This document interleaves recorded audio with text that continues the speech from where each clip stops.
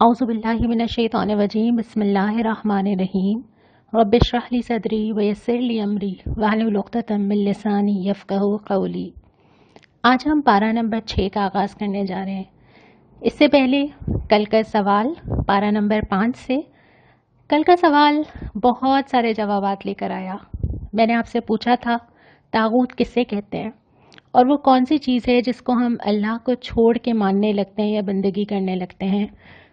طاغوت کے لیے تو میں نے کل بھی یہ بات کی تھی اور میں دہرا دیتی ہوں، آپ نے بھی ٹھیک کہا، ہر وہ چیز جسے اللہ کے مقابل لا کے کھڑا کر دیا جائے اور پھر اللہ کو چھوڑ کے اس کی مانی جائے، وہ طاغوت کہلاتا ہے۔ میں نے آپ سے یہ بھی پوچھا تھا کہ ہم سب کی زندگیوں میں کون کون سے طاغوت ہیں۔ بہت سارے جوابات، بہت سارے پہلو سوچ کے سامنے آئے، لیکن جو 4 بڑی چیزیں ہیں جو سب سے زیادہ کثرت سے آتی ہیں، ان 4 بڑی چیزوں میں سب سے پہلے ہمارا اپنا نفس۔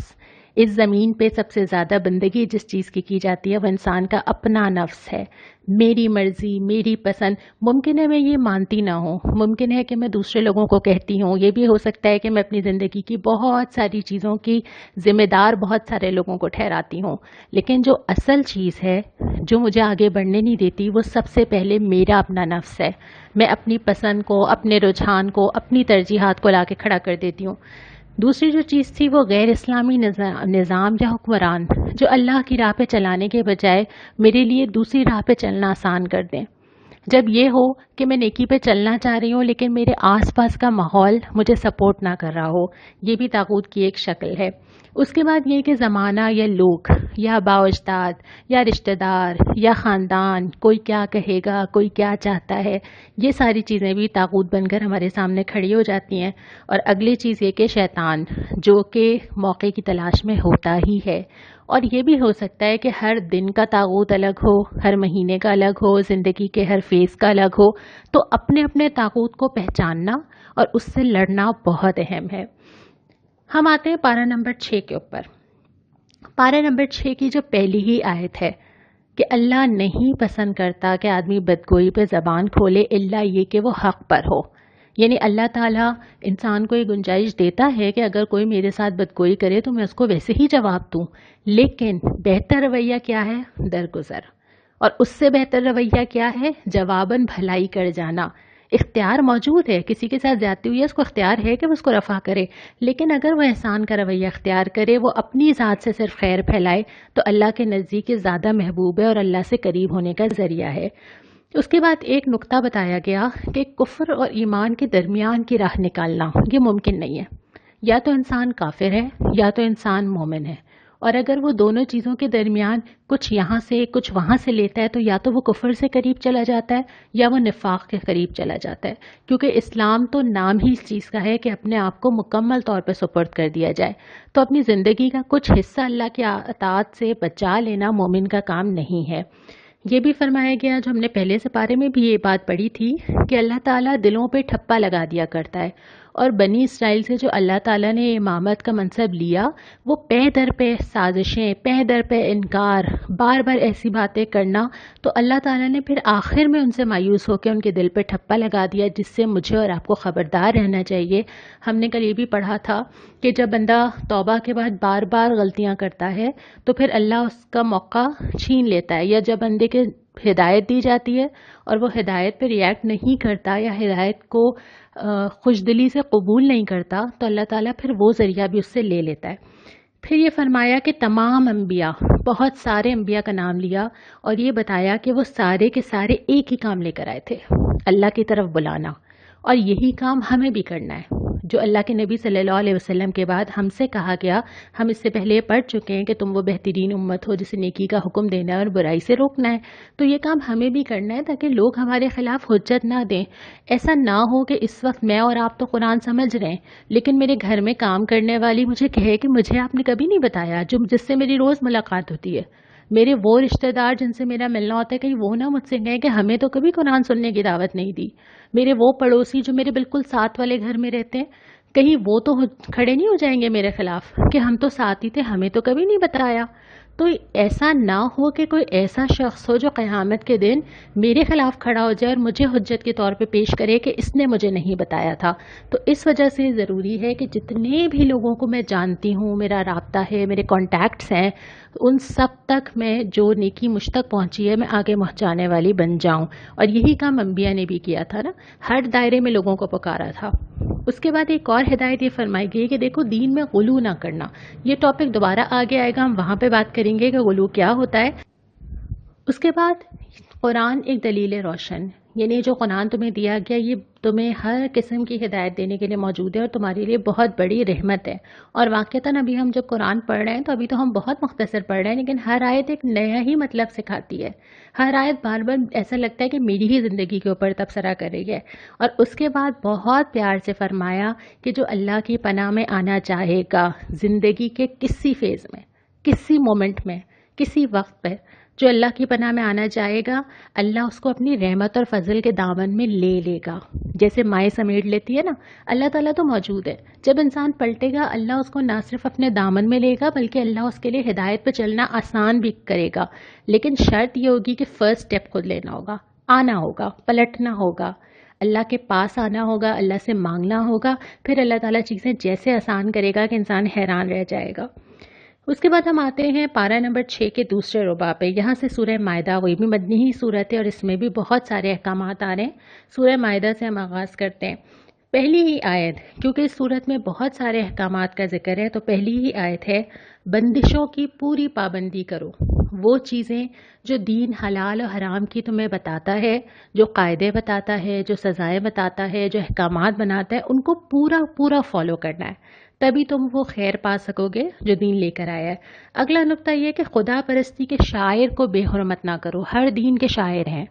کرسچنز کا ایک الگ شاعر ہے جو کہ صلیب کی شکل میں ہوتا ہے، سکھ کے خاص قسم کی پگڑی ہے جس کو دیکھ کے سمجھ آ جاتا ہے۔ بہت سارے مذاہب ایسے ہیں کہ آپ صرف دیکھ کے سمجھ جاتے ہیں کہ اچھا اس مذہب سے تعلق ہے، یہ ان کے شاعر ہیں۔ تو نہ ہم کسی کے شاعر کو بے حرمت کریں، نہ کوئی ہمارے شاعر کو بے حرمت کرے۔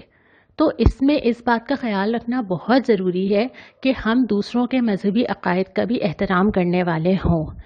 اور اس کے ساتھ ساتھ جو اسلام کے شاعر ہیں بحیثیت مسلمان ہم ان کی حرمت کو قائم رکھیں۔ وہ چیزیں جن کو دیکھ کے پتہ چلتا ہے کہ یہ کسی مسلمان سے منسوب ہیں یا اس کا اسلام سے تعلق ہے۔ آج کا یہ سوال میں آپ کے اوپر چھوڑتی ہوں، آپ مجھے بتائیے ہمارے مذہب کے شاعر کیا ہیں؟ وہ کون سی چیزیں ہیں جسے ہم اسلام کا شاعر یا اسلام کی نشانی کہہ سکتے ہیں اور اس کی ہمیں حرمت کا خیال رکھنا چاہیے؟ یہ جواب آپ مجھے میرے ای میل پہ بھیجیں گے، کل ہم انشاءاللہ تعالیٰ اس کا جائزہ لیں گے۔ واپس آ جاتے ہیں ہم پارہ نمبر 6 کے دوسرے ربع کے اوپر۔ اس کے بعد اللہ تعالیٰ نے جو چیز حرام کی ہے، ایک تو کھانے پینے کی اشیاء کا خیال رکھا گیا ہے کہ جو جانور ذبح کرو وہ کس طرح کا ہو اور کس طرح کا نہ ہو، لیکن ایک اور چیز یہ ہے کہ پانسوں سے قسمت معلوم نہ کرو، یعنی کوئی بھی ایسا شارٹ کٹ یا کوئی بھی ایسا چیز کہ اتفاقی بنیاد پہ آپ اپنی زندگی کا رخ چینج کر دیں، آگے کیا ہوگا، زندگی میں کیا ہونے والا ہے، ایسے کسی طوطے سے فال نکلوا لینا، کسی آدمی سے معلوم کر لینا، کسی چاند اور تاروں سے نکلوا لینا، ایسی ساری صورتوں کو منع کر دیا گیا کہ قسمت کا کسی بھی ایسے ذریعے سے معلوم کرنا جو یقینی نہیں ہے، یہ تمام چیزیں حرام ہیں۔ اس کے بعد خوشخبری دی گئی کہ آج ہم نے تمہارے لیے تمہارا دین مکمل کر دیا۔ یہ نبی کریم صلی اللہ علیہ وسلم پہ یہ آیت آئی تھی جب اسلامی حکومت قائم ہو چکی تھی، حجۃ الوداع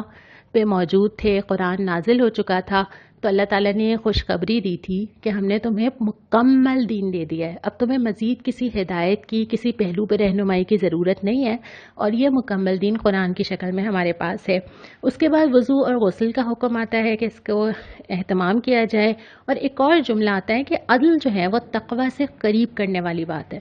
یعنی انسان اپنی ذاتی زندگی میں بھی اور اجتماعی معاملات میں بھی اور معاشرے میں بھی جتنا عدل ہوگا، جتنی چیزیں بیلنس ہوں گی، انصاف پر ہوں گی، اتنا لوگ اللہ تعالیٰ سے زیادہ قریب ہو جائیں گے۔ اور پھر بنی اسرائیل کا ایک رویہ بتایا ہے کہ جب دین کے غلبے کے لیے ضرورت تھی، نبی پکار رہا تھا، تو وہ کیا کہہ رہے تھے؟ تم جا کے لڑو، ہم بیٹھے ہیں۔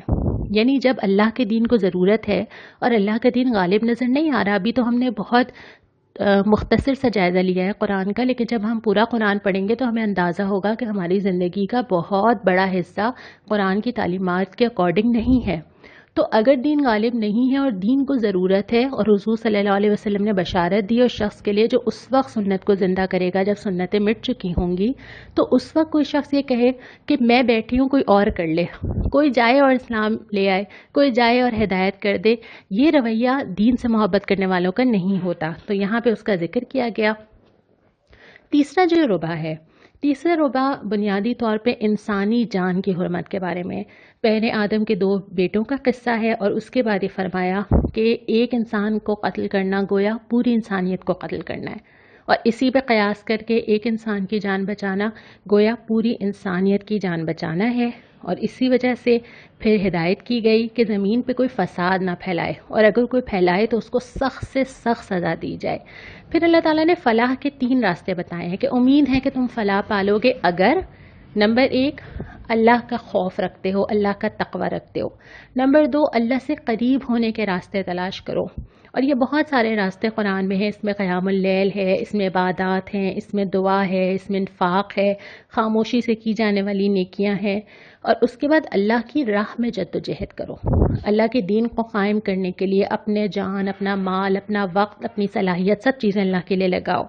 اس کے بعد پھر سزائیں شروع ہوتی ہیں۔ سب سے پہلے تو چور کی سزا آتی ہے کہ ہاتھ کاٹے جائیں، اگرچہ اس کی بہت سی فقہی تفصیل ہے، لیکن جو اصول اس کے بعد ہے نا، ایک ہی آیت 3 دفعہ ہی ہے قرآن میں، 3 دفعہ۔ جو لوگ اللہ کے نازل کردہ قانون کے مطابق فیصلہ نہ کریں، پہلے فرمایا وہ کافر ہے، پھر فرمایا وہ ظالم ہے، پھر فرمایا وہ فاسق ہے۔ گویا جو اللہ کے دیے ہوئے قانون پہ فیصلہ نہ کرے وہ اپنے اوپر بھی ظلم کرتا ہے، لوگوں کے اوپر بھی کرتا ہے، اللہ سے بھی انکار کرتا ہے، زمین میں فساد برپا کرتا ہے۔ لہٰذا